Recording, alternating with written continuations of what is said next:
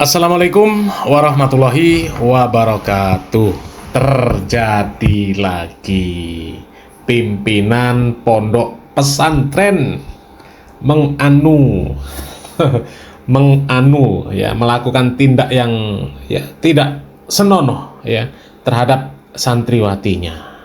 Dan ini terjadi baru bukan berita lama, baru lagi. Artinya ini menambah deretan berita-berita yang sudah ada. Sangat menyedihkan, sangat menyedihkan. Inilah akibat ketika dikritik bukannya introspeksi diri, malah mencak-mencak.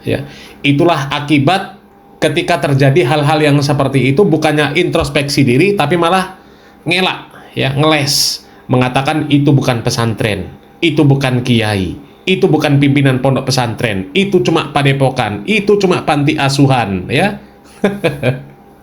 akhirnya bertambah banyak. Karena apa? Karena nggak pernah menyadari, nggak pernah sadar diri bahwa memang itu kiai-kiai yang melakukan, pimpinan pondok pesantren yang melakukan, bukan dukun, bukan pimpinan padepokan, kiai, modusnya pun modus-modus yang katanya barokah, Coba kita simak ini berita terbaru dari Banjarnegara. Pemirsa, seorang pimpinan pondok pesantren di Banjarnegara, Jawa Tengah diduga menjadi pelaku penjarahan.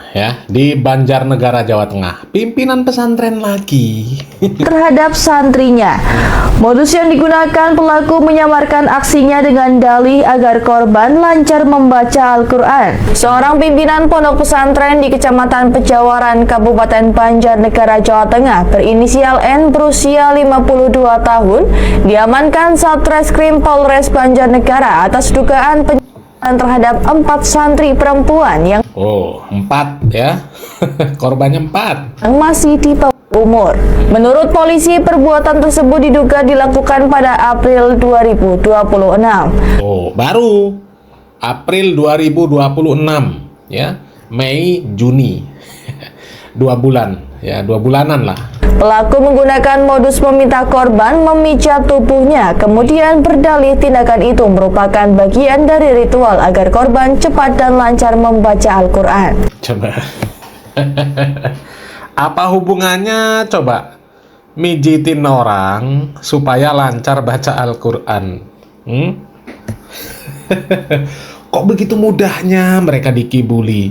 Begitu mudahnya dibohongi oleh kiai-kiai? Kok bisa dengan bohong model begitu kok percaya gitu loh? Mijitin kiai supaya pinter baca Al-Quran. Ini apa-apaan coba?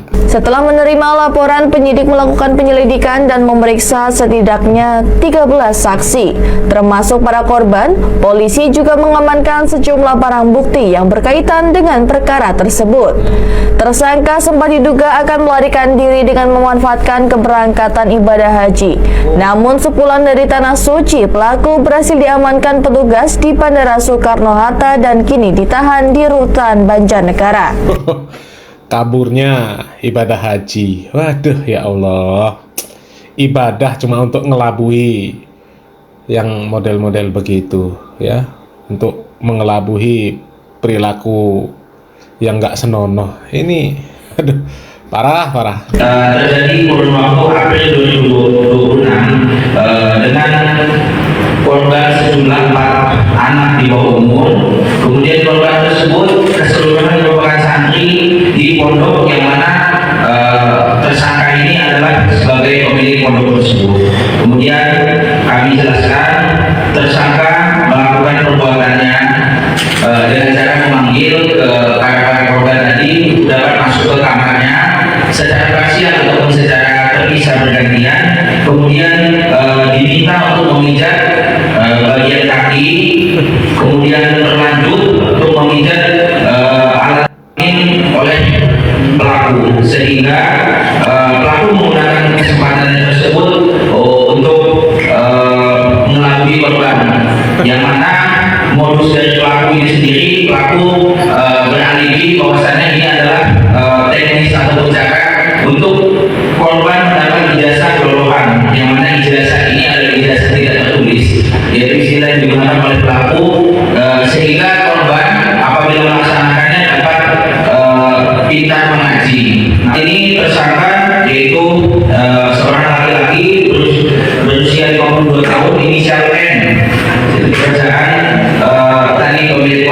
tadi, kemudian terdapat di dusun Karangsari RT 2 dan 23 Desa Karangsari Kecamatan Perjalanan Kabupaten Banjarnegara. Kemudian pelaku ini memang sudah lama dinanti-nantikan oleh masyarakat Banjarnegara selain dari Polres Sumedang, karena pelaku diduga awalnya sempat ingin melarikan diri dengan modus haji ataupun umroh. Namun Atas perbuatannya, tersangka dijerat dengan pasal dalam Undang-Undang Perlindungan Anak dan terancam hukuman penjara maksimal 8 tahun. Dari Banjarnegara, Iwan Setiawan, Banyumas TV melaporkan. Ya, sangat menyedihkan ya. Lagi-lagi terjadi. Karena memang mereka nggak pernah melakukan introspeksi diri, nggak pernah melakukan perbaikan ya. Ketika kemarin rame berita-berita yang seperti itu, ya kan banyak dikritik itu majelis-majelis yang nggak jelas itu, yang pengajian isinya jogetan, laki-laki perempuan campur baur, ya acara perayaan Maulid Nabi, perayaan Isra Mi'raj diisi dengan biduan, sholawatan sama isinya juga laki-laki perempuan jogetan juga, kan sudah rame dikritik kemarin. Tapi kan mereka nggak melakukan perbaikan, mereka tetap menganggap yang seperti itu baik. Ya, apa salahnya bersolawat? Apa salahnya itu hiburan? Ya, sampai kemarin akhirnya ada sekolahan MTS NU, ya MTS dan Aliyah NU di Meranggen, itu malah mengadakan acara perayaan penyambutan 1 Muharram, acaranya juga joget juga. Ya, perempuan-perempuan didandani yang nggak senonoh juga.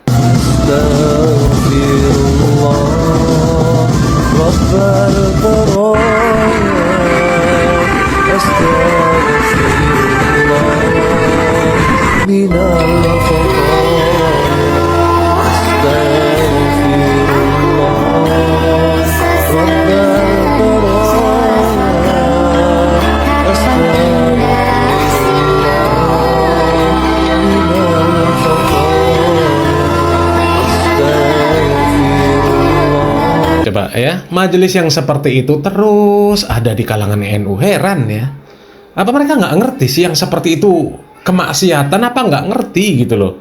Apa hukumnya wanita ngumbar aurat ya? Coba, ngumbar aurat nggak dijadikan tontonan saja, itu sudah melanggar syariat Islam. Ini sudah mengumbar aurat ya, dipertontonkan.